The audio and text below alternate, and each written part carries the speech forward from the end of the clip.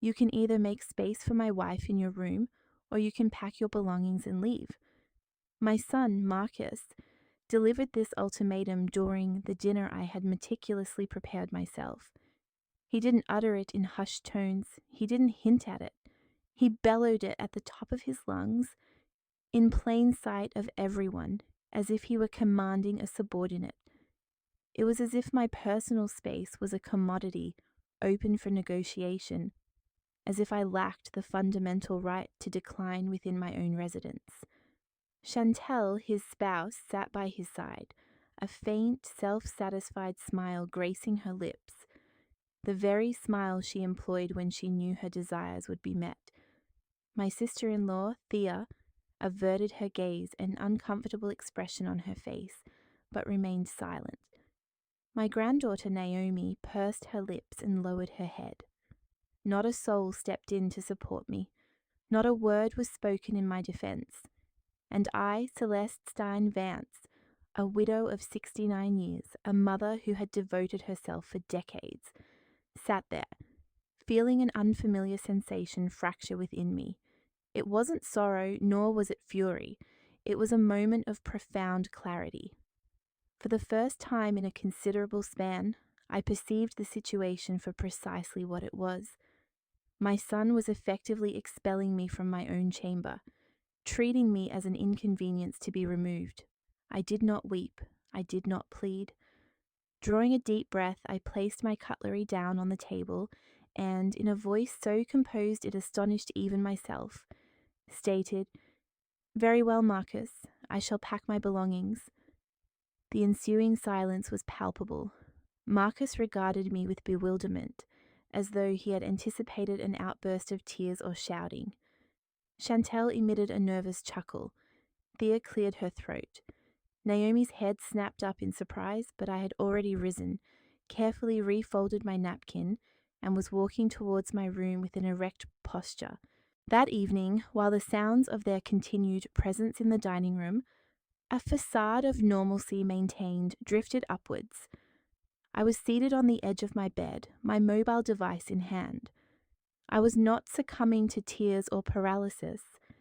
Instead, I was actively searching for residences for sale along the coastline. A property listing that Doreen, my closest confidant, had forwarded to me weeks prior via text message caught my eye. It was a modest, appealing dwelling featuring a deck and a picturesque ocean vista. Her accompanying message read, "Celeste Stein, take a look at this. Someday you and I will own a home just like this and raise a toast as we watch the sun dip below the horizon." I had responded with a laughing emoji, treating it as a far-fetched dream. Yet that night, with the distant clinking of glasses and the forced gaiety ascending from the dining area, I reopened that message and examined it with entirely new eyes. The house was a mere 2 hours' drive from the city. It comprised 2 bedrooms, a generously sized kitchen, and a price tag that, while substantial, perfectly aligned with my accumulated savings.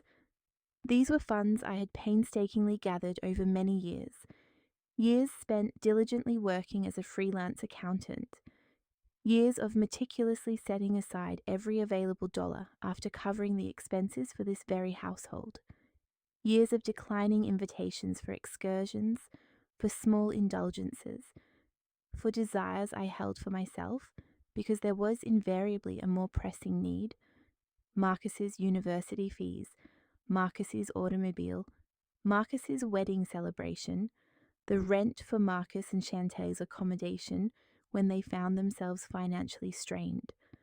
I captured a screenshot of the listing, accessed my banking application, and reviewed my account balance.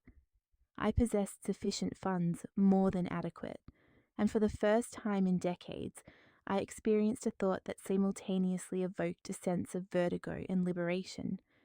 This money is mine. The following morning, precisely at 7 o'clock, I contacted the real estate agent. A young woman with a professional demeanor answered the call. I conveyed my desire to view the property on that very day. A brief pause ensued. She then responded, Certainly, Miss Vance, I will meet you there at 11 o'clock. I confirmed the arrangement, concluded the call, and gazed at my phone screen as if I had just traversed an unspoken threshold. Marcus descended the stairs around 9 o'clock, looking dishevelled and clearly just awakened. He observed me seated on the living room sofa and his brow furrowed. Is breakfast ready? No, I replied, not lifting my gaze. I am going out. Where are you heading so early? I have an appointment. He emitted a dismissive sound, opened the refrigerator, and began extracting items as if he already held ownership of the premises. Well, do not take too long. Chantel wishes for you to drive her to the mall later. I will be unable to, I stated, rising from the sofa before he could respond. Marcus regarded me with an odd expression but offered no further comment. I ascended to my room, which, based on the previous evening's events, had been tacitly designated as Chantel's, and retrieved clean attire from my wardrobe. I dressed with deliberate calm, opting for a pair of jeans that Doreen had persuaded me to purchase last month, a simple white blouse, and my walking sneakers. I met my reflection in the mirror and observed a woman of 69 years, her eyes still holding a spark of awareness and her jawline set with determination. I departed the residence at precisely 10:30. Marcus was engrossed in television in the living room. Chantel remained asleep. No one inquired about my destination. No one attempted to detain me. I drove the 2 hours to the coast with the windows rolled down, listening to an old compilation of music from my youth. It had been years since I had undertaken such an extended solo drive. It had been years since I had done anything entirely by myself. In reality, there was invariably someone requiring something, a call, a favor, an unforeseen emergency. Yet, on that particular day, navigating the highway with the wind caressing my face, I felt an extraordinary lightness. I arrived at the house precisely at 11 o'clock. The real estate agent, Mr. Peterson, a man in his 50s, clad in a crisp white shirt and possessing a genial smile, was already present. Miss Vance, it is a pleasure. Please come in. The dwelling surpassed its portrayal in person. It was compact, certainly, but bathed in natural light. The windows offered an unobstructed view of the ocean. The deck provided ample space for a small table and chairs. I could vividly envision myself there, savoring my morning coffee, engrossed in a book, serenaded by the rhythm of the waves. What are your thoughts? The agent inquired. I believe it is perfect, I responded. He smiled. Would you care to consider it for a few days? No, I stated. I wish to purchase it immediately. The agent's eyebrows rose slightly in surprise, as if unaccustomed to such prompt decision-making. Are you quite certain, Miss Vance? It is a significant commitment. I have been making decisions for 69 years, I informed him. This is the first one I am making solely for myself. He nodded, still appearing somewhat perplexed, but retrieved the necessary documentation from his briefcase. He proceeded to explain the particulars. The asking price was $280,000. I could arrange the funds transfer within 2 days. The property was entirely free of encumbrances and ready for a swift closing. I acknowledged his statements with nods, but my mind was already engaged in financial computations. I had $310,000 in savings. I intended to retain $30,000 for unforeseen contingencies. I then affixed my signature to the preliminary documents right there on the bare kitchen table of the house that already felt undeniably mine. The agent presented me with his business card, outlined the subsequent procedures, and mentioned that I could take possession within 72 hours, should I so desire. Excellent, I conveyed to him. I wish to move in within 72 hours. I departed the property, the temporary keys clutched in my hand, and stood on the deck, gazing out at the vast expanse of the ocean. The waves approached and receded with a steady, predictable, and tranquil cadence. They made no demands, posed no requests. They simply existed. I retrieved my mobile device and captured a photograph of the horizon. I dispatched it to Doreen with a succinct message. I did it. Her reply arrived within seconds. Did what? I purchased the beach house. A prolonged silence followed. Then a cascade of messages began to inundate my inbox. You cannot be serious, Celeste Steen. Answer me. Did you truly buy the house? When? How? Does Marcus know? I let out a quiet laugh, standing alone on that empty deck. Marcus knows nothing, I typed, and I will not inform him until I am already residing there. Doreen promptly telephoned. I answered, and before I could utter a single word, she was exclaiming with unbridled excitement, Celestine Vance, I simply cannot fathom that you have done it. I am so incredibly proud of you. Tell me absolutely everything. What transpired? What did Marcus say when you informed him? I have not yet conveyed the news to him, I replied. Yesterday evening at dinner, he loudly declared that I must either relinquish my room to Chantel or depart. Consequently, I am going to do precisely that. I am going to pack my belongings and leave. Doreen's response was a moment of silence, followed by a sigh. That boy has absolutely no comprehension of whom he has entangled himself with, does he? No, I replied, my gaze fixed on the distant sea. He has no idea. I commenced my drive back to the city that same afternoon. I navigated the route at a more leisurely pace, savouring the journey. Upon my arrival home, it was nearing 6 o'clock in the evening. Marcus was seated in the living room, engrossed in a television series. Chantel was in the kitchen, engaged in preparing something, utilising my cookware, my stove, as if she were already the rightful owner. Where have you been? Marcus inquired, his eyes still fixed on the screen. Attending to matters, I responded, proceeding directly towards my room. I closed the door behind me and stood in the centre of the guest room, surveying the collection of possessions I had accumulated over the years.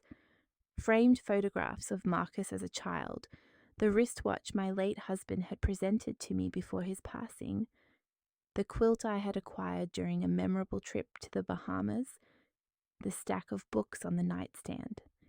Each item held a narrative, a recollection, a fragment of my life, yet none of them truly evoked a sense of belonging. I retrieved 2 large suitcases from the closet and commenced packing. First, clothing, then footwear, essential documents, jewellery, and photographs that held genuine personal significance, rather than those kept out of a sense of obligation. I worked in silence for several hours. No one ventured upstairs to inquire about my activities. No one knocked on my door. At 10 o'clock that night, Marcus's voice echoed from downstairs. Mum, are you preparing dinner or not? No, I called back. Order something. A brief silence followed. Then I heard muffled voices, likely Marcus expressing his displeasure to Chantel, but they did not ascend. They did not persist. They were accustomed to my perpetual acquiescence, my constant problem-solving, my unwavering availability. I resumed my packing. The subsequent morning, at the crack of dawn, I contacted Doreen. I require a significant favour from you, I stated. Anything, she responded without hesitation. I need you to accompany me to the lawyer's office. I intend to place this house on the market. A brief pause hung in the air. Doreen then declared firmly, I will be there in half an hour. I ate breakfast alone in the kitchen. Marcus and Chantel were still slumbering in my former room. I washed my mug, dried it meticulously, and placed it back in its designated spot. Subsequently, I searched my phone for the contact details of Brenda Wells, an attorney I knew from my walking group. I sent her a text message. Brenda, I urgently require legal counsel concerning property sales and wills. Do you have availability this week? Her reply was swift. I have an opening today at 4 o'clock. Will that suit? Perfect, I replied. Doreen arrived precisely at 9 o'clock. She rang the doorbell, and I slipped out of the house before Marcus could descend. We embraced at the doorway, and she met my gaze with that peculiar blend of concern and pride that only a long-standing friend can exhibit. Are you absolutely certain about this? She inquired.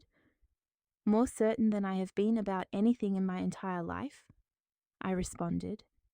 We proceeded to the lawyer's office together. The process unfolded more expeditiously than I had anticipated. I listed the house for sale at a fair market valuation of $580,000.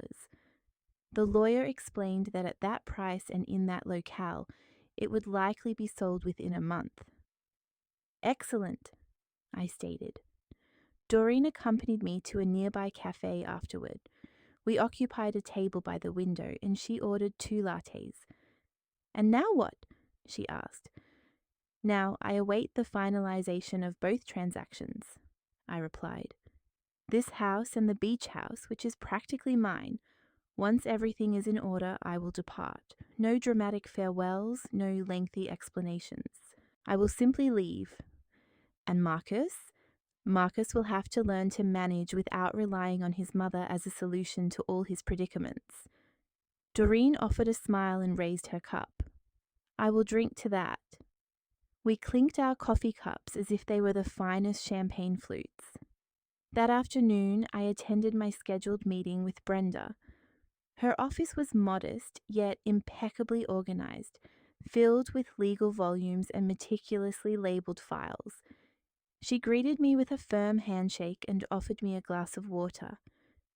Tell me precisely what you require, Celestine. I recounted the entire sequence of events.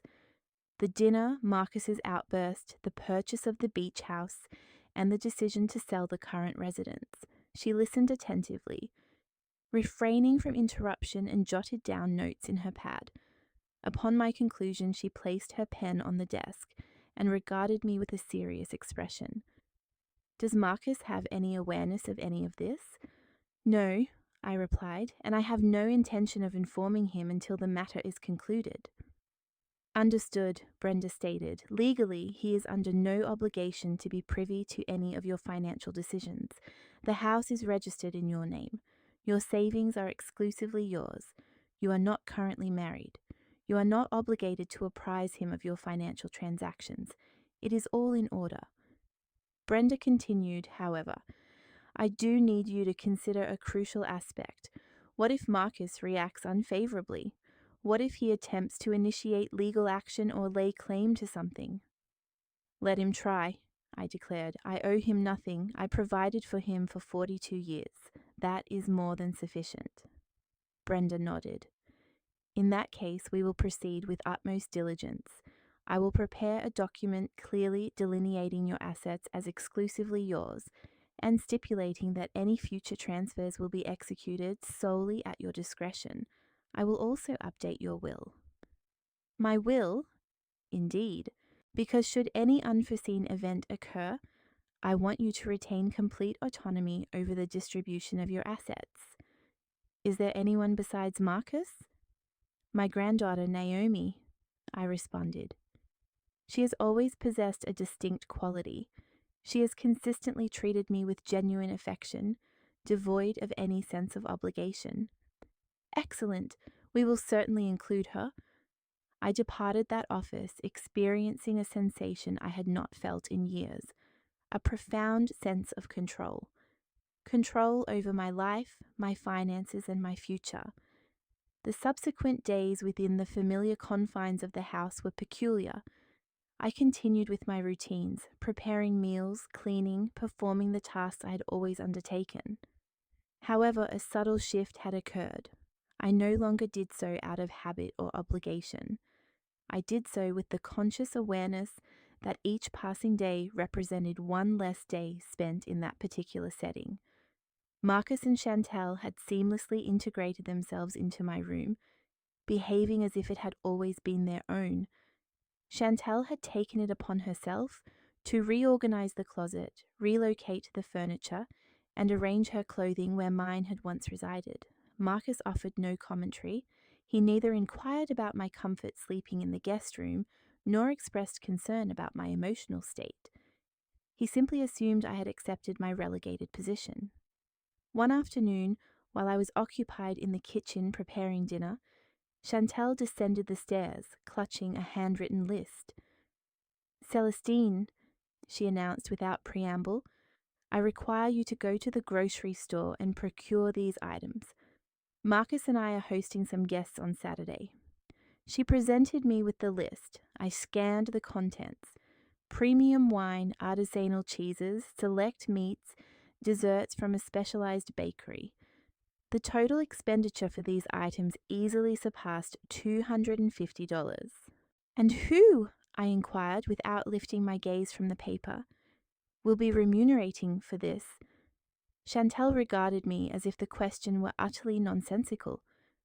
"Well, you, of course, it is your home." "Ah," I responded, carefully folding the list. I had presumed it was no longer my home. I had understood it to be yours now. Her brow furrowed. "Do not commence with the theatrics, Celestine. You comprehend my meaning." "Yes," I replied, "I understand your meaning perfectly." I returned the list to her. "If you wish to host an event, by all means, but you will bear the financial responsibility." Chantel's jaw dropped open in astonishment. "What is wrong with you? Why are you behaving in this manner?" "I am not behaving in any particular manner," I stated calmly. "I am merely indicating that if you intend to organize an occasion, you should do so with your own funds." She emitted a scoff and abruptly departed the kitchen, calling out, "Marcus, your mother is being utterly impossible." Marcus descended the stairs, his face etched with annoyance. "What is transpiring now?" "Your mother insists she will not contribute to the expenses for the food for Saturday's gathering," Chantel declared, folding her arms defensively. Marcus looked at me as though I were a petulant child. "Mum, please do not be difficult. It is merely one meal." "Precisely," I countered. "It is merely one meal that the two of you can afford to pay for." "And may I inquire as to what has come over you lately?" Marcus demanded, his voice escalating in volume. "You have been acting strangely since last week. You retort, you offer no assistance. It appears as though you are displeased that we are here." "I am not displeased that you are here," I stated, meeting his gaze directly. "I am displeased that you treat me as though I am employed by you." "No one is treating you in such a manner," Chantel interjected. "Oh, really?" I inquired. "Then what would you classify as what transpired at dinner last week? What do you call shouting at me to pack my bags if I do not surrender my room?" An uncomfortable silence descended. Marcus averted his eyes. Chantel pursed her lips. "You are exaggerating, Mum," Marcus finally stated. "I did not shout at you. I merely requested that you be reasonable." "You requested that I be reasonable," I repeated slowly, "by yelling at me in front of everyone." "It was a misunderstanding," Chantel intervened softly, employing that tone she used when attempting to appear conciliatory. "We were all experiencing stress. Marcus did not intend for it to come across that way." "But he did convey it in that manner," I replied. "And you retained my room, so I suppose the misunderstanding worked out quite favorably for you." Marcus sighed deeply. "You know what? I am not going to debate this. If you do not wish to assist with the food, then do not. We will manage on our own." "Excellent," I said, and returned to my previous activity. They retreated upstairs, murmuring to each other. I caught fragments of their conversation. "She is unbearable." "I cannot comprehend what is wrong with her." "She was not like this before." They were, in fact, correct. I was not like that before. Before I acquiesced to every request. Before I apologized for transgressions that were not my fault. Before I lived solely to appease them. That night, after everyone had fallen asleep, I descended to the living room and settled onto the sofa, my phone in hand. I opened my chat with Doreen and typed, "Every day I spend here, I realize how much time I have squandered by conforming to the person they desired me to be." She responded immediately, despite the late hour. "But you are no longer losing time, you are reclaiming it." I smiled in the encompassing darkness of the living room. The following day, the real estate agent contacted me. "Ms. Vance, I have some positive news. 3 parties have expressed interest in viewing your residence. May we schedule showings for this week?" "Yes," I replied, "but I require them to be arranged during specific hours, between 10 o'clock in the morning and 2 o'clock in the afternoon, when my son is not present." The agent did not inquire for any explanations. He simply stated, "Perfect. I will coordinate everything and confirm with you." I terminated the call and gazed at my phone. This was actually happening. It was truly unfolding. On Wednesday, the initial couple arrived to inspect the property. Marcus and Chantel had departed for errands. I greeted the agent and the prospective buyers at the door. They appeared to be a young, recently married pair, their eyes alight with the characteristic excitement of those searching for their very first home. I guided them through each room, highlighting the spacious kitchen, the sunlit living area, and the compact yet meticulously maintained garden. They posed numerous questions, took photographs, and measured various dimensions. Finally, at the threshold, they informed me, "It is truly lovely, ma'am. We will give it thorough consideration and inform you of our decision." 2 additional viewings took place that week, all occurring during Marcus's absence. Each concluded with the same expression, "We will give it thorough consideration." On Friday, Brenda contacted me. "Celeste Steen, the documentation is prepared. May you come and sign it?" "I will come tomorrow," I responded. Saturday morning, while Marcus and Chantel were still asleep, I departed the residence and drove to Brenda's office. She welcomed me with freshly brewed coffee and a substantial folder brimming with legal documents. "This is your revised will," she announced, gesturing towards the initial paper. "Naomi is designated to receive 60% of your assets. Marcus will receive 40%, she continued. "And here is the clause stipulating that should any individual attempt to contest the will, they will automatically forfeit their entitlement." I signed each page, experiencing a profound sense of relief, mingled with a touch of melancholy. Relief because I was safeguarding my possessions. Melancholy because I found myself compelled to protect myself from my own son. "How do you feel?" Brenda inquired once I had completed the signing. "As if I am finally awakening," I replied. That afternoon, upon my return home, Marcus and Chantel were engaged in a hushed argument in the living room. Their conversation ceased abruptly upon my entry. "Where have you been?" Marcus inquired. "Out," I replied, offering no specific details.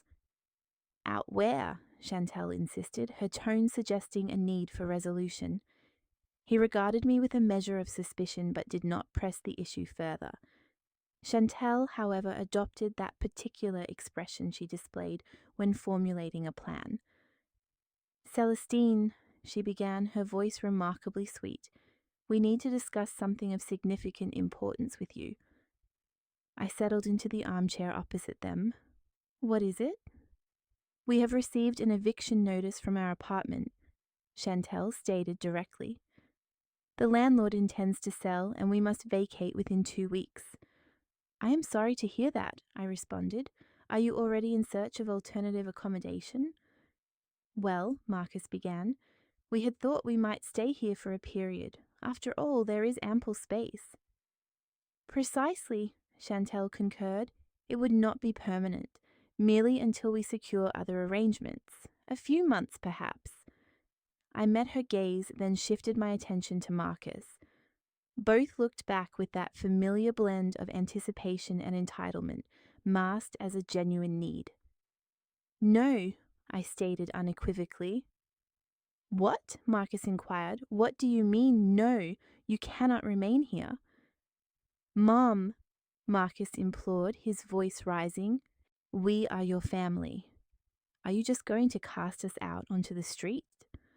I will not abandon you to such a fate, I calmly responded. My intention is to allow you to resolve your own challenges, just as mature adults would. Marcus stood with a sudden movement. I find this almost impossible to comprehend. What has possessed you, mother? Since when have you become so utterly self-centered? Self-centered? I echoed the word, allowing its weight to settle in the air. It's quite peculiar that you choose that particular descriptor. And what else would you prefer I label it? He inquired, gesturing with his hands. You possess this expansive dwelling all to yourself, and yet you refuse to offer assistance to your own child. This residence is not expansive, Marcus. It contains 3 bedrooms. One is designated for my personal use, which you currently occupy. Another serves as a guest chamber where I am now sleeping, and the third is my home office, where I conduct my professional activities. Well, convert the office into a sleeping area, Chantel suggested. It's hardly a complex undertaking. I regarded her with a steady gaze. My office is the very source from which I generate the income that sustains this household. Where precisely do you propose I conduct my work? In the kitchen. Do not resort to hyperbole, Marcus advised. You have a tendency to inflate every situation. I drew a profound breath. I will not engage in further debate on this matter. The answer is a definitive no. Mother, Marcus implored, his tone shifting. It became softer, imbued with a subtle manipulation. I understand you've been under considerable strain recently. I acknowledge that I may have uttered words at dinner that were, perhaps, inappropriate, but we are family. Families extend support to one another. Families demonstrate mutual respect, I countered, and you have shown me precious little respect for a considerable duration. That is not accurate. Oh, is it not? I inquired. How would you characterize commanding me to pack my belongings if I refuse to relinquish my room? Respect? I have already offered my apologies for that. He was fabricating. He had never uttered those words. Yet I understood that inventing such a statement was his strategy to extricate himself from this discussion. No, Marcus, you did not apologize. You did not even acknowledge the incident. Chantel interjected, employing that plaintive tone she wielded so effectively. Celeste Stein, we are truly in a dire predicament. We have no place to turn. Are you genuinely prepared to forsake us? You are both adults with established careers, I stated. You possess the capacity to secure alternative accommodations. You can obtain a loan. You are capable of doing what countless individuals do when faced with the necessity of housing. But you are their mother, Chantel pressed. Mothers are expected to provide aid. And I have provided it, I declared, rising from the armchair. I have supported you for 42 years. I financed your university education, Marcus. I purchased your first automobile. I provided you with financial assistance for your wedding. I have lent you money for rent on more occasions than I can readily recall. My assistance has been more than sufficient. I find it difficult to fathom your current disposition, Marcus lamented, his voice quivering, feigning a proximity to tears. My very own mother is refusing me shelter. I am not denying you shelter, I clarified, moving towards the staircase. I am denying you my shelter. There exists a distinct difference. I ascended to my chamber, the guest room, and secured the lock.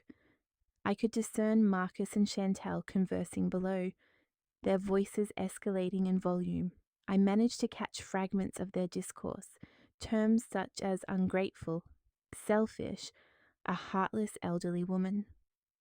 I settled onto the bed and retrieved my mobile device. I composed a message to Doreen. It has just transpired. They requested to reside here. I declined their proposal. She responded with an audio recording. Her voice conveyed a palpable sense of pride. Celestine Vance, you are my absolute hero. How did they react to your decision? Precisely as anticipated, I typed. Shouting, threats, theatrics. Are you unharmed? I am perfectly fine, I responded, and was genuinely surprised to find this to be accurate.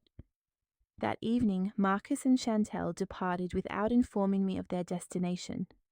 They returned well past midnight. I heard them ascend the stairs, enter my former bedroom, and close the door with an intentional force. Sunday morning, I awoke at my customary early hour.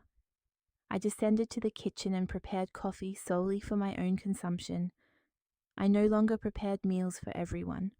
I no longer set the table for 3. I simply poured my mug, prepared my toast and my fruit. Marcus descended the stairs around 11 o'clock, his appearance suggesting a lack of restful sleep. He observed me seated at the table, perusing the news on my tablet, and offered no comment. He proceeded directly to the coffee maker, served himself, and stood leaning against the counter, fixing his gaze upon me. What is it? I inquired without diverting my attention from the screen. Nothing, he replied. I am merely contemplating what has come over you. What has come over me? I repeated. Yes, you were a different person previously. Previously, you demonstrated concern for your family. I placed the tablet upon the table and met his gaze directly. Previously, I was so consumed with concern for my family that I neglected my own well-being. That is the fundamental difference. He emitted a dismissive sound. That sounds like something one would encounter in a trite self-help publication. That sounds like a realization I should have reached 3 decades ago, I rejoined. Marcus forcefully placed his mug down on the counter. You know what, Mother? Do as you please. After all, you have invariably acted according to your own desires. I emitted a laugh. It was a brief, almost acrid sound. Marcus, had I pursued my own inclinations, I would have embarked on global travels upon your father's passing. I would have attained the master's degree I consistently aspired to. I would have resided independently and in tranquility. However, no, I remained here, attending to your needs, assisting you, anticipating that you might, at the very least, acknowledge my worth. I do acknowledge your worth, he asserted, though without any genuine conviction. No, Marcus, you exploit me, and there exists a profound chasm between acknowledging worth and mere exploitation. He fell silent. He possessed no rejoinder to that assertion, for he recognized its inherent truth. Chantel descended a few minutes later, already attired and adorned with impeccable makeup, exuding that air of superiority she consistently maintained. Good morning, she offered without directing her gaze towards me. Good morning, I responded. She prepared herself a coffee and sat adjacent to Marcus. Both of them deliberately ignored me, conversing in hushed tones as if I were not present. Celestine, Chantel suddenly addressed me. We require the use of your automobile today. Ours is currently experiencing difficulties. No, I stated. What do you mean by no? You are not going to lend us your vehicle, and how precisely are we expected to navigate? By taxi, by rideshare service, by walking, like every other individual? Chantel emitted a sharp, dry laugh. Unbelievable! Initially you refuse us lodging, and now you will not even lend us your car. What is the next step? Will you commence charging us for the very air we inhale within your residence? If that is your preference, you are welcome to depart this very instant and inhale the air elsewhere, I stated without betraying any agitation. Marcus forcefully struck the table. Cease this, simply cease this, Mother. I fail to comprehend your current state of mind, but this is becoming excessive. What has befallen me, Marcus, is that I have reached my limit. I have grown weary of being disregarded. I have grown weary of being treated as domestic staff. I have grown weary of your presumption that everything I possess is rightfully yours. No one assumes that, Chantel contended falsely. Oh, do they not? I inquired. Then elucidate for me, Chantel, why you are occupying my bedroom, why you utilize my kitchen as though it were your own domain, why you presume that I will finance your gatherings and lend you my possessions. She opened her mouth but remained silent. I rose from the table, washed my mug, and departed the kitchen. I retreated to my chamber and secured the lock. I sat upon the bed and drew several deep breaths. My mobile device rang. It was a communication from the real estate agent. Ms. Vance, the young couple who visited on Wednesday, wished to submit an offer, $565,000. Are you amenable to this proposal? I responded without delay. Yes, I accept. Excellent, he replied. I shall prepare the requisite documentation. We can finalize the transaction within 1 week. 1 week, in 7 days, this dwelling would no longer be under my ownership. And Marcus remained entirely unaware. That afternoon, while they were occupied upstairs, I descended to the sitting room and commenced the discreet process of packing certain items. Photographs that I genuinely wished to preserve, books that held personal significance, important documents. I carefully placed everything into boxes that I subsequently concealed within the closet of the guest room. Marcus and Chantel perceived nothing of this activity. They were too deeply engrossed in their own personal dramas. Monday morning, while Marcus and Chantel were still asleep, I departed the residence with 3 boxes secured in my vehicle. I transported them to a storage facility that I had reserved the preceding week.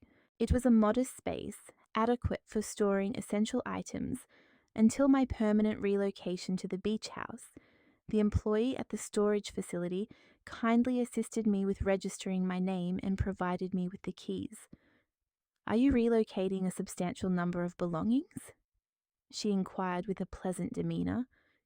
Merely the indispensable items, I replied. I returned home before midday. Marcus was situated in the sitting room, engrossed in his laptop, working from the sofa. He observed my entry but uttered no word. I proceeded directly to my temporary chamber and resumed my organizational tasks. That afternoon, I received a communication from Brenda. Celestine, the prospective buyer of your property, is eager to expedite the closing process. It can be finalized by Thursday. Does this arrangement suit your schedule? I contemplated the message for several moments. Thursday, 3 days. In 3 days, this house would officially cease to be mine. Perfect, I responded. Thursday is entirely agreeable. I promptly contacted Doreen. I require your presence on Thursday to finalize the sale of the property. I shall be there, she confirmed without any hesitation. Do you have an approximate date for your move to the beach? Friday, I replied. I will sign the sale on Thursday, and on Friday I will be departing. And Marcus will be informed on Thursday evening, at which point there will be no possibility of reversal. Doreen remained silent for a brief interval. Are you absolutely certain you wish to proceed in this manner? Completely certain, I affirmed. If I inform him in advance, he will attempt to manipulate me, induce guilt, and persuade me against this course of action. I have made my decision and I will not permit him to alter it. You are quite correct, Doreen conceded. You are demonstrating a strength you may not have realized you possessed, Celestine. I am in the process of learning to be so, I replied. The subsequent days possessed a peculiar quality. I continued to reside within that dwelling, traversing its corridors, preparing meals in its kitchen, yet mentally I had already departed. I envisioned myself at the beach, within my new residence, my new existence. Marcus and Chantel perceived my detachment, but they interpreted it as transient displeasure. They assumed it would eventually dissipate, and that I would revert to being the compliant mother I had always been. On Tuesday, Chantal attempted a different tactic. She entered the kitchen while I was preparing food, a forced smile gracing her features. Celestine, she stated with an unnerving sweetness, I am aware that tensions have been elevated recently, and I wish for you to understand that I express my apologies. I regarded her without uttering a word. Truly, she continued, Marcus and I have been experiencing considerable stress regarding our apartment situation, and I do not believe we have conducted ourselves fairly towards you. What I wish to convey is that we acknowledge and appreciate all that you do for us, and we are eager to rectify any perceived shortcomings. Rectify? I inquired. Yes, she affirmed, retrieving her mobile device. Observe, I have discovered a spa offering a comprehensive daily package, including massages, a facial, the complete experience. I conceived that we might partake in this excursion together this weekend, exclusively the two of us, in a spirit of friendship. I met her gaze directly. Who, precisely, is anticipated to defray the cost of this spa experience, Chantal? She blinked, exhibiting a degree of discomfort. Well, I had surmised that perhaps you might extend the invitation as a gesture of goodwill. I interrupted her. I will not be extending any invitations to any spa, nor will I be funding such an outing. Her smile vanished instantly. It was merely a notion, she stated curtly. You need not adopt such an abrasive tone. I am not being abrasive, I countered. I am being explicit. I will not expend my financial resources acquiring favors from you in exchange for your feigned appreciation. She opened her mouth, visibly offended. I am not feigning anything. Yes, you are, Chantal, and we are both fully cognizant of this fact. She exited the kitchen, muttering something that eluded my comprehension. It held no consequence for me. Wednesday evening, Marcus attempted his own diplomatic approach. He knocked on my door around 10 o'clock. May I enter? He inquired. Do come in, I replied. He entered and settled himself on the edge of the bed. I was engaged in folding garments, placing the final few items into my suitcase. Mother, he began, his voice tinged with weariness, I do not desire for us to be in conflict. We are not in conflict, Marcus, I responded without looking at him. I am simply no longer willing to tolerate your disrespect. I never intended to disrespect you. However, you did, I stated, pausing my activity and fixing my gaze upon him. You did so when you raised your voice at me during dinner. You did so when you appropriated my room without inquiring if I was comfortable with the arrangement. You have done so every single instance you have presumed that I would be the solution to your predicaments. He ran his hands across his face. I am unsure of what further actions you expect from me. I have already conveyed my apologies. You have not expressed an apology, Marcus. You have expressed regret that I am displeased. Those are not synonymous sentiments. He became silent. You comprehend the core of the issue? I continued. You believe that uttering an apology magically restores all to normalcy, but that is not how it functions. You cannot exhibit disrespect towards me and subsequently anticipate that I will simply overlook it.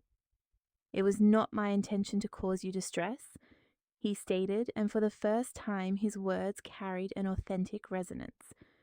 However you did, I replied, and intentions do not negate the damage inflicted.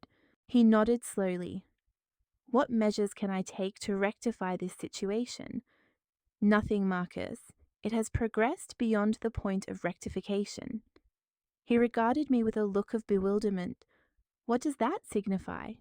It signifies that I have already made significant decisions regarding my future, and I have no intention of altering them. What decisions have you made? You will discover them soon enough, I replied, and returned to folding my clothes. He remained there for several additional minutes, seemingly expecting me to elaborate further, but I offered no additional explanation. Finally, he stood and departed the room, closing the door with a gentle sound. I experienced minimal sleep that night. Tomorrow was Thursday. Tomorrow I was to finalize the sale.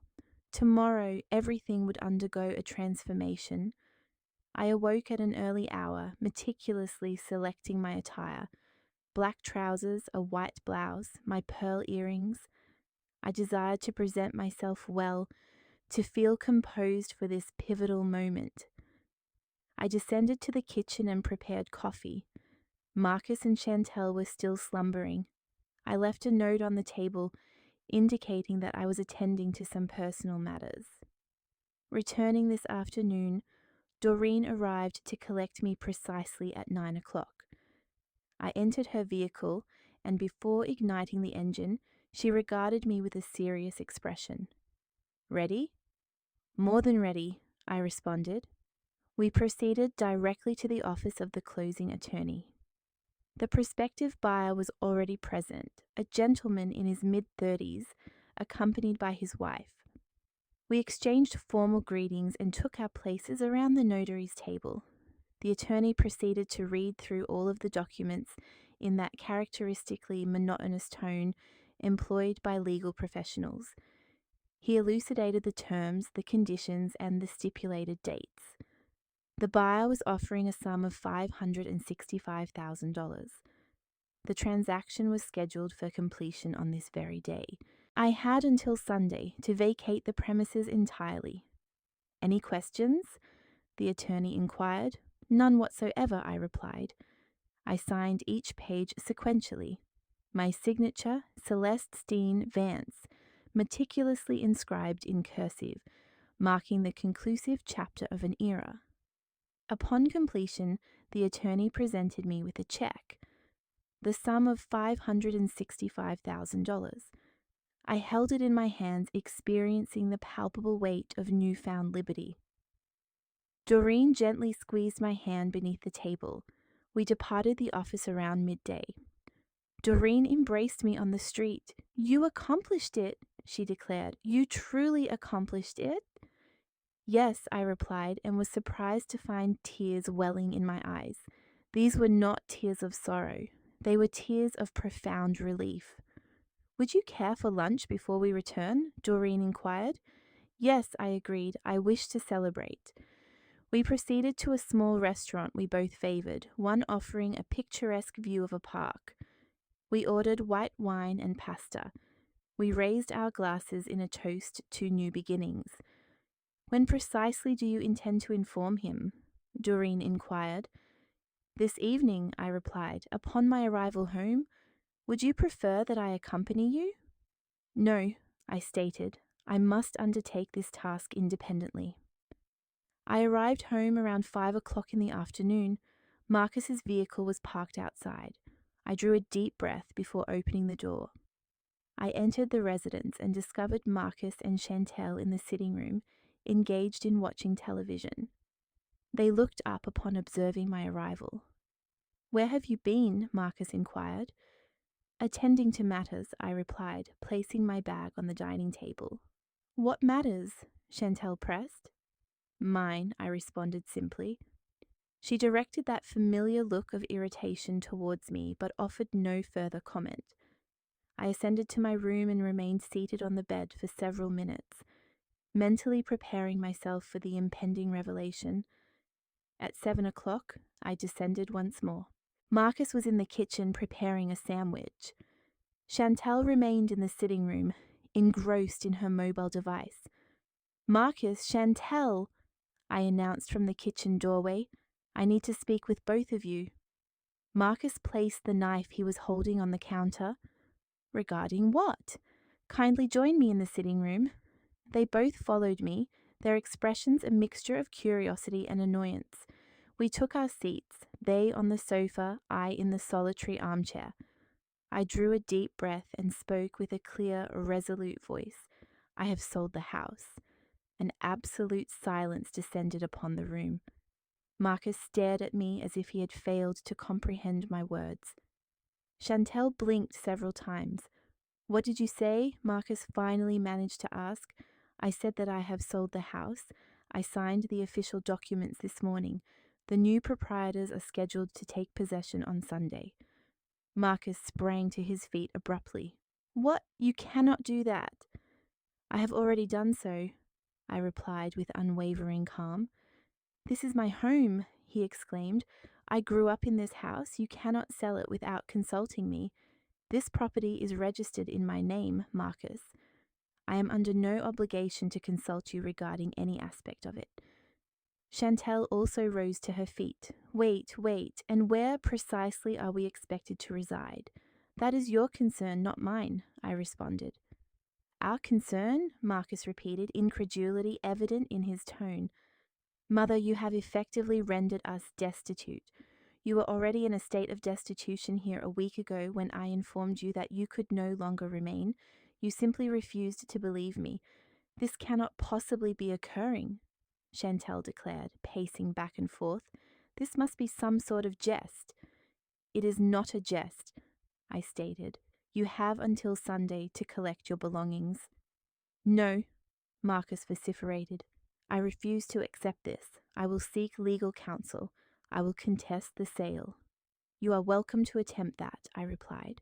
However, the house is registered in my name. There are no outstanding debts, no mortgage, and the sale is entirely legitimate. I have already consulted with my legal representative. Your attorney? Marcus inquired. Since when have you retained legal counsel? Since the moment I determined it was imperative to safeguard what rightfully belongs to me. Chantel pointed a finger at me. You are selfish, a cruel, selfish old woman. I met her gaze unflinchingly. Tell me, Chantel, am I selfish because I sold my house, or am I selfish because I refuse to permit you to continue exploiting me? We are exploiting you, Marcus boomed. We are your family. And I am your mother, not the solution to every single one of your difficulties. Marcus ran his hands through his hair, his desperation palpable. Mother, please, there must be a way to resolve this. Rescind the sale. Inform them you have reconsidered. I am not rescinding anything, but we have nowhere to go. Then commence your search, I instructed, rising from the armchair. You have 3 days. Marcus positioned himself to block my path. I will not permit you to proceed with this. Move aside, Marcus, I stated, my voice low but firm. Not until you explain what on earth has come over you. Who are you? Because this individual before me is not my mother. You are correct, I replied. This is not the mother you once knew. That particular mother grew weary of being invisible. This mother has resolved to live for herself. I gently moved him aside and proceeded up the stairs. I could hear Chantel's enraged pronouncements from downstairs. This is not over. We will sue you. Proceed with that course of action, I called back from the upper landing. Consult with all the legal professionals you wish.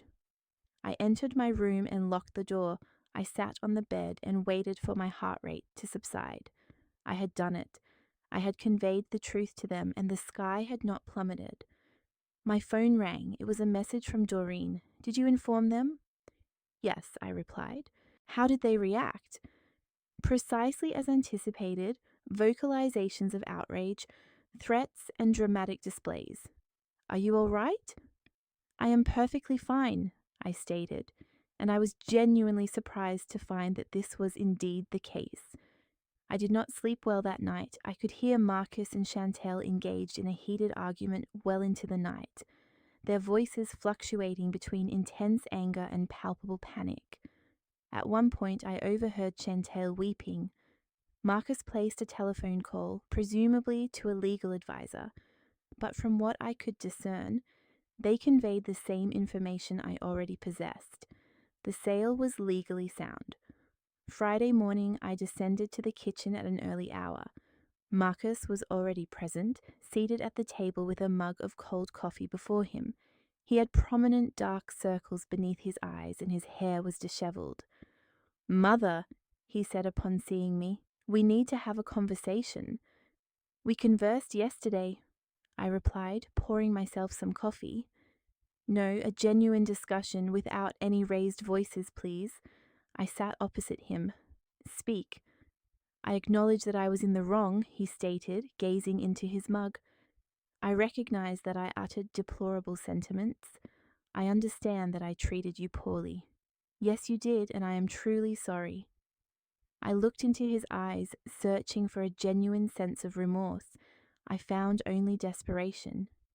Marcus, I said softly, the issue extends beyond mere words spoken at dinner. The crux of the problem is that the dinner conversation served as the final catalyst. This has been a protracted period of years, during which you have treated me as if my sole purpose is to resolve your predicaments. That is not the case, he protested weakly. Yes, it is, I insisted. When was the last occasion you inquired about my well-being? When was the last time you visited me simply because you wished to see me, rather than because you required something from me? He fell silent. Precisely, I stated. You cannot recall because such an event has never occurred. I will change, he vowed. I promise I will be a better son. I do not require you to be a better son, Marcus. It is far too late for such a transformation. My aspiration is to navigate life free from the perpetual obligation to others. And what then? He inquired, his voice laced with an unfamiliar vulnerability. For the first time, a tremor of genuine apprehension flickered in his eyes.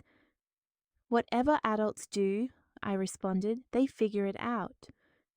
Just then, Chantal descended the stairs, her own appearance mirroring the weariness etched on my face, dark circles beneath her eyes and her hair disheveled. She surveyed us both before quietly pouring herself a cup of coffee.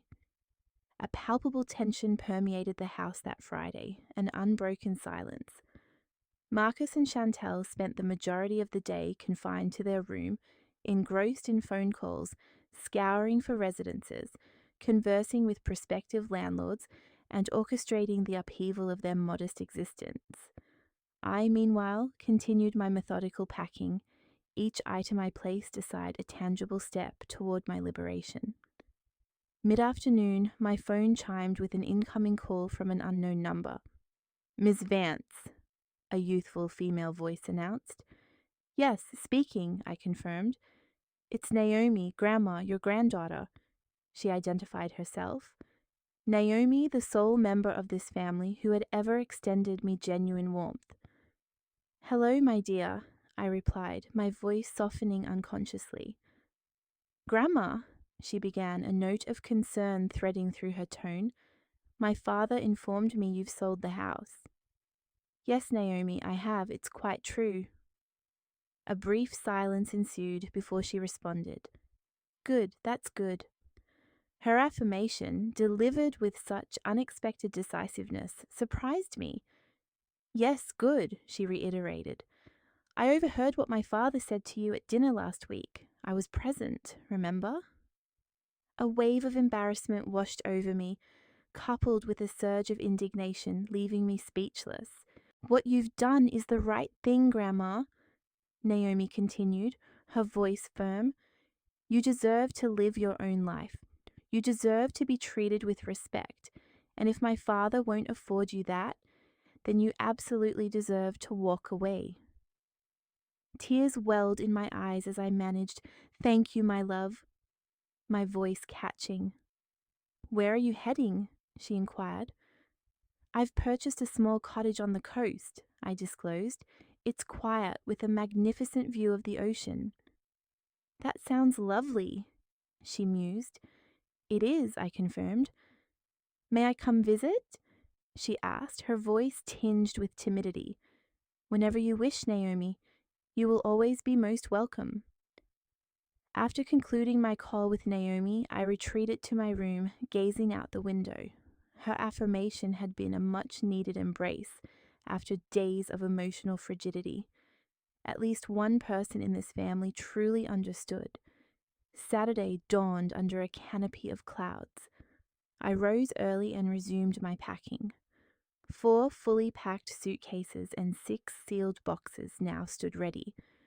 Doreen was scheduled to arrive later to assist me in transporting my belongings to a storage facility. Descending to the kitchen, I found Chantel already seated at the table, her laptop open before her. Her eyes were red-rimmed, suggesting a night of tears. "Good morning," I offered neutrally. She offered no acknowledgement, not even a glance. I poured myself a coffee and leaned against the counter, the silence between us thick and oppressive. "We found an apartment," Chantel finally announced, her gaze still fixed on the screen. "It's rather dismal, small, old, and in a poor neighborhood, but it's all we can manage financially." "And the cost?" I prompted. "It's $1,800 per month," she continued, her voice devoid of inflection. "More than double what we were previously paying, and they require 3 months' rent in advance. That's $5,400 we simply don't possess." She continued to speak as if I were poised to offer assistance, as if this were a matter for negotiation. "We'll need to borrow the money," she stated, finally meeting my gaze. "Most likely from my sister, who will undoubtedly relish reminding us of her magnanimity." "Are you still anticipating me offering to cover it?" I inquired pointedly. "You are his mother," Chantel retorted. "I truly believed you would exhibit some degree of concern." "I am concerned about Marcus," I clarified. "What I am no longer willing to be is his perpetual safety net for predicaments he consistently creates himself." "We didn't initiate this," Chantel declared, her voice escalating. "You did. You've left us without a home." "You had a dwelling," I calmly countered. "An apartment you rented, which you forfeited due to your inability to meet the payments." "That wasn't my fault. We could have remained here." "No, you could not. This is my residence, and I have chosen to divest myself of it." "You are cruel," Chantel stated, her voice trembling. "I always considered you a kind individual, but you are, in fact, cruel." I met her gaze directly. "Do you comprehend the meaning of cruelty, Chantel? Cruelty is shouting at someone to vacate their own home. Cruelty is commandeering someone's personal space without their consent. Cruelty is presuming an individual exists solely to cater to your needs." "I never did that." "Yes, you did. From the moment you became a part of this family, you treated me as though I were an employee, not your mother-in-law." Chantel abruptly closed her laptop. "I will not engage in further debate with you. Very well, you have prevailed. You have succeeded in humiliating us. You have made it unequivocally clear that our presence here is unwelcome." "This is not about whether I desire your presence or not," I stated. "It is about my refusal to continue sacrificing my tranquility for your convenience." She gathered her laptop and departed the kitchen without another word. Doreen arrived promptly at 10 o'clock that morning in her SUV. Together we began the task of ferrying boxes and suitcases downstairs. Marcus emerged from his room upon hearing the commotion. "What are you doing?" he demanded. "Transporting my belongings to storage," I replied. "You're not waiting until tomorrow?" "There is no compelling reason to delay." He stood at the top of the stairs, observing as I carried down box after box. He offered no assistance, merely watching with an expression that oscillated between bewilderment and hurt. Doreen and I completed 3 trips to the storage unit. As we finalized the last loading, Doreen remarked, "Tomorrow is a significant day. I depart tomorrow." "Indeed," I confirmed. "And how do you feel?" "Light," I responded, as though I had shed a burden I had carried for decades. We returned to the house at noon. Marcus and Chantel were also engaged in packing. Boxes were scattered throughout the living room, piles of clothing lay strewn about, and various objects were in disarray. The house, which had been my sanctuary for so many years, now resembled a structure undergoing deconstruction. I ascended to my former room and retrieved the final few items from the drawers. Old photographs, letters, documents, all fit neatly into a small box. It was astonishing how little I truly required. That evening I prepared a solitary meal for myself, a simple plate of pasta. Marcus and Chantel opted for takeout, dining in their room. We remained entirely separate throughout the afternoon. Around 9 o'clock, a knock sounded at my door. It was Marcus. "May I come in?" "Certainly." He entered and lingered by the doorway, appearing uneasy. "You're departing tomorrow," he stated. "Yes." "Do you know where you are going?" "To the coast." "You've purchased another house?" "Yes." He remained silent for a moment before inquiring, "How long have you been contemplating this?" "Since the night of the dinner party," I replied. "Since you raised your voice at me." Marcus averted his gaze. "I truly didn't believe you would take this drastic a step." "Nor did I admitted. "However, once I made the decision, I knew it was the correct one." "Is there anything I can say to persuade you to reconsider?" "No, Marcus, not any longer." He nodded slowly. "Will you be all right on your own in a new home, far from everything?"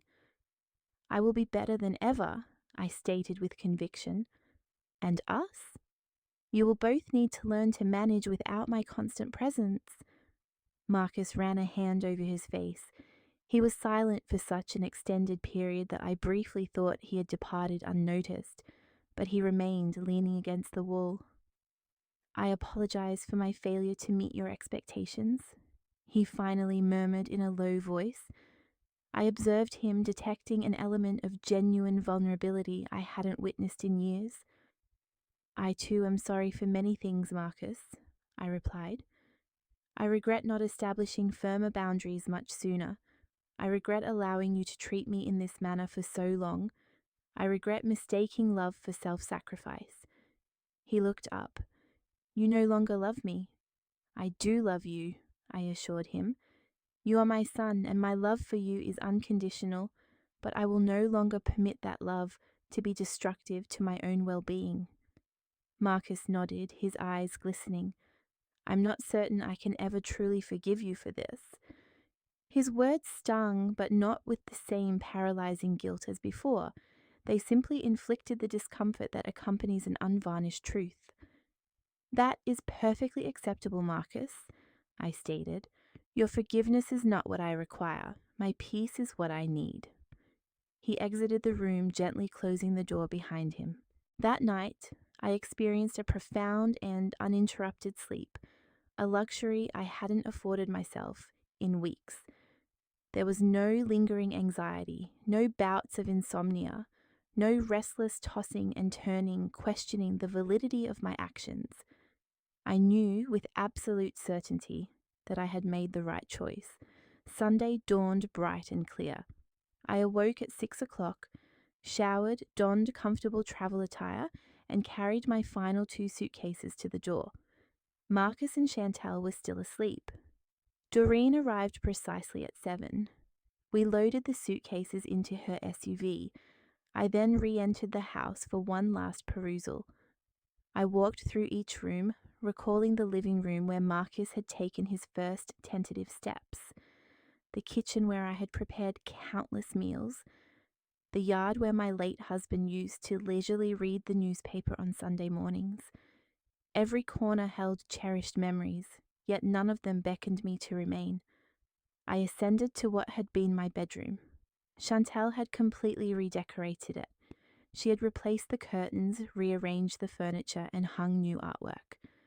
Nothing of my personal touch remained. Perfect, I thought to myself.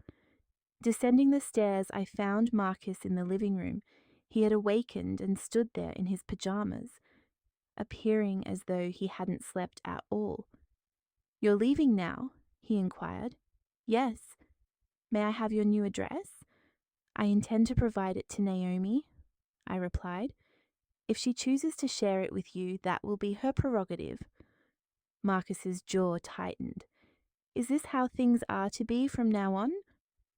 "This is how things will be until you demonstrate to me that you can respect my boundaries." He offered no response. I walked toward the exit. Before stepping outside, I paused for one final look. "Take care, Marcus."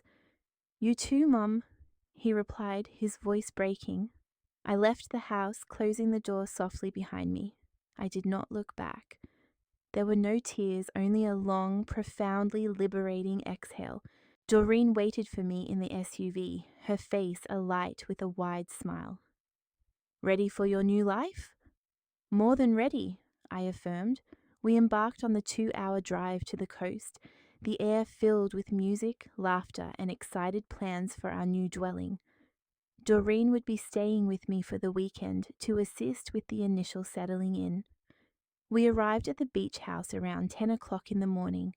The sun shimmered brilliantly over the ocean, and the rhythmic sound of the waves was the only audible presence. Doreen turned off the engine and we sat for a moment, simply gazing at the house. "It's yours," Doreen stated. "It's mine," I repeated, the words resonating with an incredible sense of finality. We exited the SUV and I unlocked the front door with my keys. The interior carried a fresh, clean scent, evocative of a new beginning. Sunlight streamed through the windows, illuminating every nook and cranny. It was compact yet utterly perfect. Doreen and I dedicated the remainder of the day to unpacking. We hung my clothing in the closets, arranged the furniture I had procured the preceding week, and adorned the walls with a few chosen photographs. By afternoon, the house already exuded a sense of home. We settled onto the deck with a bottle of chilled white wine, watching as the sun descended below the horizon, painting the sky in hues of orange and pink. "A toast to you," Doreen declared, raising her glass. "To the bravest woman I know." We clinked glasses and savoured the quiet moment. "Do you think Marcus is all right?" I inquired after a period of silence. "He will eventually be fine," Doreen assured me. "But that is no longer your concern, Celestine." "I know, but he is still my son, and you are still a person who deserves to live without the weight of guilt." She was correct. I understood this intrinsically. However, decades of maternal conditioning do not vanish overnight. That evening, after Doreen had retired to the guest room, I sat alone on the deck, gazing up at the constellations. I retrieved my phone and captured an image of the darkened sea, illuminated solely by the moon's gentle glow. I sent it to Naomi with a brief message. "I've arrived home safely." Her reply was instantaneous, accompanied by a heart emoji, followed by, "I am so happy, Grandma, I'll visit you very soon." I smiled at the screen. Then another message arrived. It was from an unfamiliar number, though I recognized the area code. It was Marcus. "Mum," the message read. "Chantel and I secured the apartment. We're moving in tomorrow. Just wanted you to know." I chose not to reply, not out of malice, but because there was simply nothing to say. 5 minutes later, another message materialized. "I understand you're upset, and I can see why, but I hope we can talk again someday." I put my phone away and turned my gaze back to the sea. The subsequent days were characterized by a profound sense of peace, an emotion I hadn't experienced in years. I awoke to the soothing sound of the waves, enjoyed breakfast on the deck, strolled along the beach, read extensively, and prepared meals solely for my own enjoyment. There was an absence of shouting, no demanding requests, and no pervasive guilt. Doreen remained with me throughout the entire week. In the afternoons, we explored the boardwalk, frequented local markets, and sampled cuisine at charming small restaurants. It felt akin to a perpetual holiday. On Wednesday, as we sat at a seaside cafe enjoying our coffee, my phone rang. It was Thea, my sister-in-law. "Celestine," she said as I answered, "I need to speak with you." "Hello, Thea, what's transpiring?" "Marcus has informed me of everything regarding the house, the move, the entire situation." "Uh-huh," I replied, bracing myself for an impending lecture. "And I want you to know that I am unequivocally on your side." I remained silent, taken aback. "What Marcus did to you at that dinner was appalling," Thea continued. "I was present. I heard every word and I was mortified that I remained silent, but I was in a state of shock. I simply couldn't fathom my own nephew speaking to his mother in such a manner. "Thank you for conveying that to me," I responded, feeling a significant sense of relief. "You did the right thing by leaving," she stated. "You did the right thing by selling the house. Sometimes family can inflict more pain than strangers, and you are not obligated to remain simply due to a familial connection." Thea and I conversed for nearly an hour. She divulged that she had spoken with Marcus, expressing her unvarnished opinion of his conduct. While Marcus was initially defensive, he eventually conceded his errors. "He's fearful," Thea explained, "terrified of having lost you, but he still hasn't grasped that he is the architect of his own predicament." "Someday he will comprehend," I mused. "Or perhaps he won't, but it is no longer my burden to bear." As I concluded the call, Doreen looked at me with curiosity. "Who was that?" "Thea," I replied. "She called to inform me that I made the correct decision." Doreen smiled. "The universe is aligning in your favor, Celestine." That afternoon, while we were strolling along the beach, another message arrived, this time from Chantel. It was a lengthy communication. She began by expressing that she had never envisioned events escalating to this point, confiding that she too had endured a challenging maternal relationship, which perhaps led her to overlook her own boundary transgressions. She conveyed regret for making me feel invisible within my own home. While not a direct apology, it came remarkably close.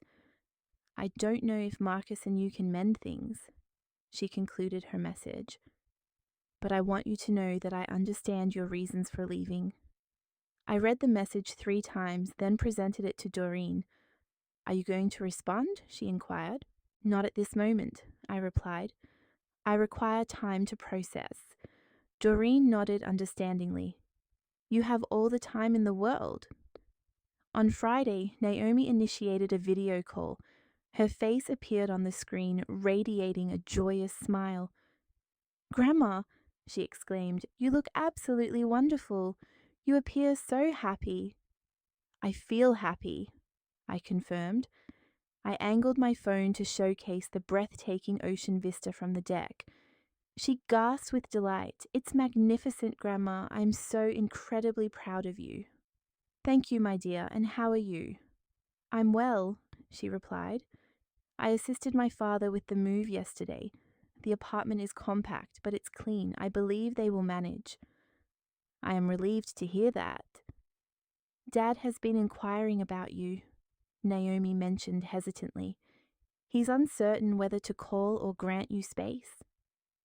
"Advise him that he may call me when he is ready for a genuine conversation," I instructed. "No shouting, no manipulation, only unvarnished honesty." Naomi nodded. "I will convey your message." We spent the remainder of our video call discussing her studies, her work, and her life. She confided that she had commenced therapy to process certain family dynamics. Her therapist, she shared, had emphasized the importance of establishing healthy boundaries, just as I had. "You set boundaries and honored your own needs. That's precisely what I'm learning as well." I felt an immense sense of pride for her. Saturday afternoon, Doreen had to return to the city. We shared a lingering hug at the doorway. "Will you be all right on your own?" she asked. "I will be perfectly fine," I assured her. "If you ever need anything, don't hesitate to call." "I know." I watched her SUV recede down the road before re-entering my house. My house? The words still evoked a profound sense of wonder. That evening, as I sat on the deck with a glass of wine, my phone rang. It was Marcus. I hesitated before accepting the call, finally swiping my finger across the screen. "Hello, Marcus." "Hello, Mom," he said, his voice tinged with exhaustion. "May I speak with you?" "Go ahead." A prolonged silence ensued before he took a deep, audible breath. I've spent a great deal of time this week reflecting on what transpired, on the things I said, and on how I treated you. I'm listening, I responded, offering no easy path for him. You were correct, he finally admitted, about everything. I treated you as though you were the solution to all my problems. I raised my voice when I should have shown you respect. I occupied your space as if it were my inherent right, and I never once inquired about your well-being or your needs. I remained silent, allowing the weight of the unspoken to settle. I understand that an apology cannot erase everything, he continued. I recognize that I have caused considerable damage that will require time to mend, but I want you to know that I am truly sorry. I am genuinely remorseful. His voice cracked at the conclusion of his statement. Thank you for expressing that, I replied calmly. I needed to hear it. Do you believe you can ever forgive me? I honestly don't know, Marcus. He took a shaky breath. But what I do know, I continued, is that I will not revert to my previous way of living. I will not return to being the mother who agrees to everything. I will not sacrifice my peace for your convenience. I won't ask you to do that, he stated. I want to have a relationship with you, a genuine connection, not one where I only reach out when I require something. I would welcome that, I said, but it will necessitate time and a sincere commitment to change on your part, not merely verbal assurances. I will do it, he promised. I will prove it to you. We concluded our conversation shortly thereafter. There were no grand pronouncements or immediate reconciliation, only a small, tentative first step toward what might, with time, evolve into a healthier familial bond. I remained on the deck late into the night, enveloped by the soothing rhythm of the ocean and the caress of the salty breeze against my skin. For the first time in decades, my thoughts were not occupied by the needs or expectations of others. I was simply present, fully immersed in the moment, with myself. The ensuing weeks settled into a comforting routine that brought me immense satisfaction. I would awaken early and embark on walks along the beach before the arrival of the tourist crowds. The physical exertion proved beneficial, clearing my mind and invigorating me for the remainder of the day. I connected with other women who shared this morning ritual. They were women my age, some widowed, others divorced, all seeking the same solace I was: peace, companionship, and a life defined by their own terms. We formed an informal camaraderie, meeting at 7 o'clock for an hour-long walk, followed by breakfast at various cafes along the boardwalk. Among them was Cecilia Caldero, a 65-year-old former teacher of 40 years. She shared that she had relocated to the coast after retirement, weary of city life and the relentless expectations of her family. It's rather amusing, she remarked one day over coffee. We dedicate our entire lives to caring for others, and when we finally choose to prioritize our own well-being, they label us as selfish. Precisely, I agreed, as though the pursuit of an independent life were a criminal offense. We quickly forged a strong friendship.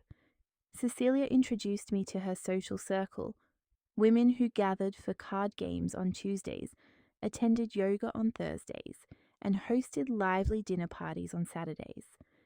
They welcomed me with open arms. For the first time in years, I possessed a social life entirely independent of my family's influence. I had friends who called to socialize, not to request assistance. I made plans based on my own desires, not out of obligation to others. 1 month after my relocation, Naomi came for a visit. She arrived on a Friday afternoon, her small backpack slung over her shoulder and a radiant smile gracing her face. "Grandma," she exclaimed, embracing me tightly. "This is absolutely breathtaking." I guided her through every aspect of the house, and she meticulously documented each space with her camera. The deck, the ocean view, my bedroom, the kitchen. She then shared a photograph on her social media platforms, accompanying it with the words, "Visiting the most courageous individual I know." That evening, we prepared a meal together, featuring fresh fish procured from the market, accompanied by a vibrant salad and fluffy rice. We dined outdoors on the deck, watching the sun dip below the horizon. Naomi recounted tales of her university experiences, her circle of friends, and a young man she found appealing. This was a stark contrast to the meals at my former residence. There was an absence of strain, unspoken expectations, or lingering bitterness, replaced instead by genuine dialogue between two individuals who held deep affection for each other. "How is your father?" I inquired eventually. Naomi paused, setting her fork down. "He's doing all right. He's changed, quieter, more reflective. I believe he's truly grappling with what transpired. And Chantal, too, seems different. Less, I'm unsure how to phrase it, perhaps less demanding, as if she's had a realization." "I'm pleased to hear that," I responded, my voice sincere. Naomi met my gaze with those deep-set eyes, so reminiscent of my own. "Dad wants to see you, but he's apprehensive you'll decline." "I won't refuse," I stated, "but I'm not quite ready." "I understand," Naomi replied, "and he will too." On Saturday, I took Naomi to explore my favorite places: the local artisan market, the bakery renowned for its exquisite pastries, and the vantage point offering panoramic views of the entire bay.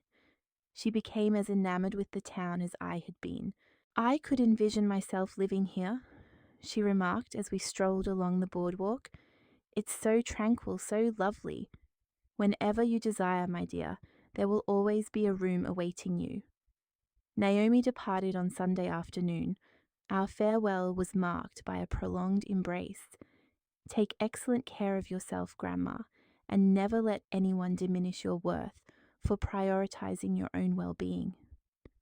"Never again," I vowed. I watched her vehicle recede and returned to my home, a complex mix of wistful remembrance and profound contentment washing over me. Nostalgia for the days when Naomi was a child and I was the doting grandmother who spoiled her. Contentment, knowing our current relationship existed on a plane of mutual adult respect. 2 months after relocating, a package arrived in the mail. It was from Marcus. Inside, I found a handwritten letter and a matted photograph. The image depicted Marcus at the age of 5, perched atop my shoulders in a park, both of us captured in mid-laughter. I had completely forgotten about this photograph. The letter began, "Mum, I discovered this photo while I was unpacking. It brought back memories of who you consistently were to me. My sanctuary, my steadfast support, my entire world. And it made me recognize when I ceased treating you that way. I can't pinpoint the exact moment I began viewing you as a resource rather than an individual, but I know it was a grievous error. I've begun therapy. My therapist is instrumental in helping me comprehend ingrained patterns I unconsciously repeated. Patterns of taking without reciprocating, demanding without expressing gratitude, and assuming rather than inquiring. I'm not writing to implore you to return or to seek immediate forgiveness. I simply wish for you to be aware that I am actively striving to be a better person, for my own sake, for Chantal's, and I hope someday for yours. I love you, Mom. I've always loved you. I simply lacked the understanding to express it without expecting something in return. Marcus." I reread the letter 3 times. A few tears welled up, not from sorrow but from burgeoning hope. Perhaps my son was indeed transforming.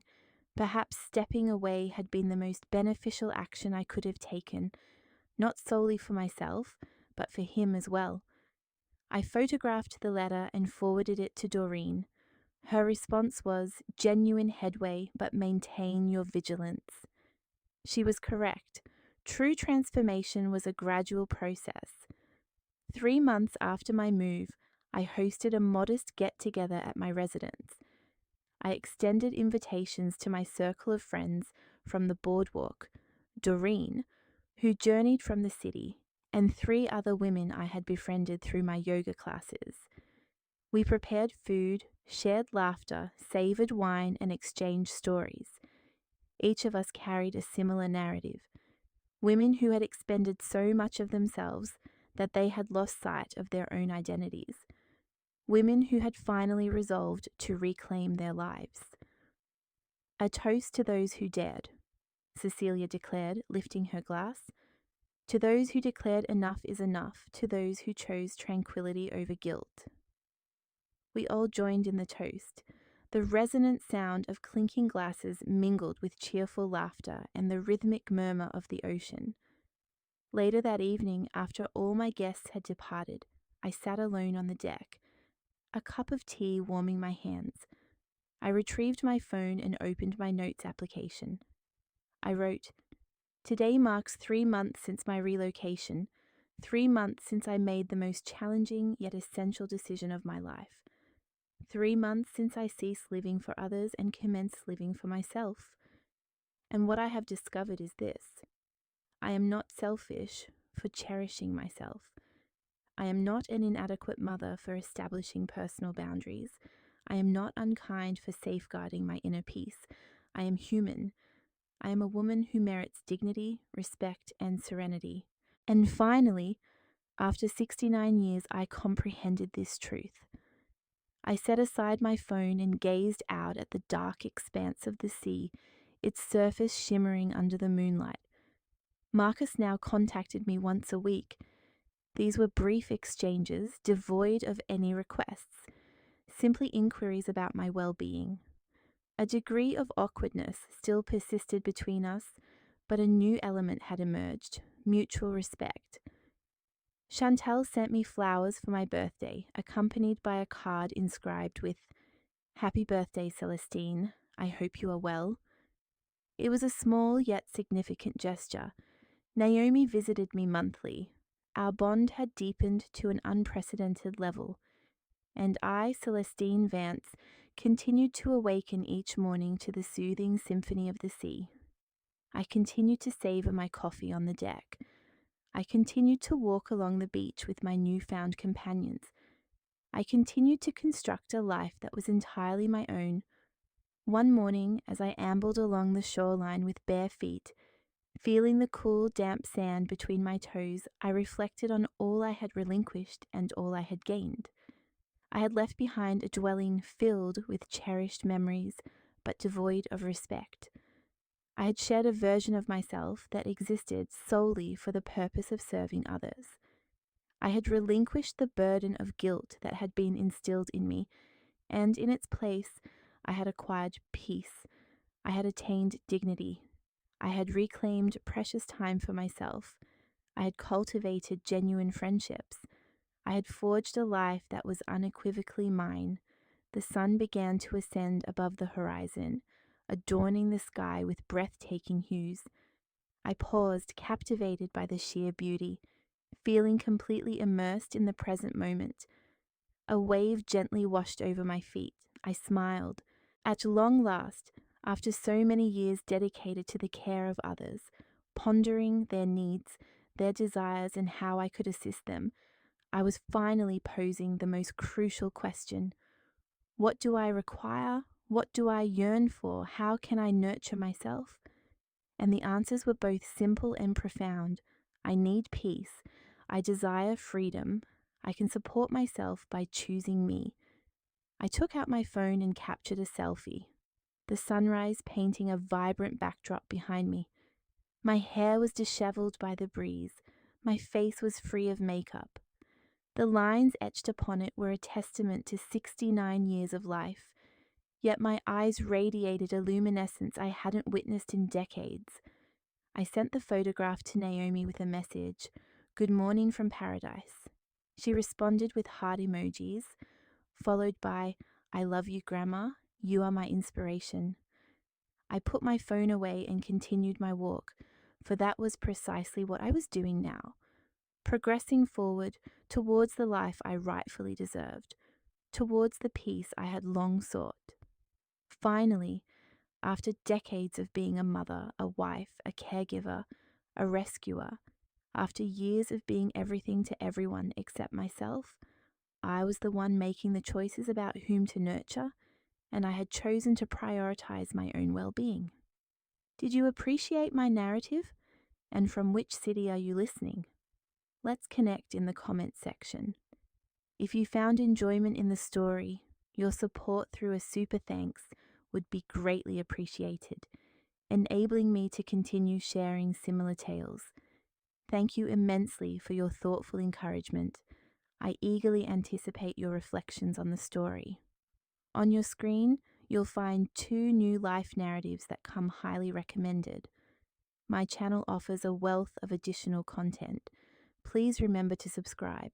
Until our next life story, with warmth and respect,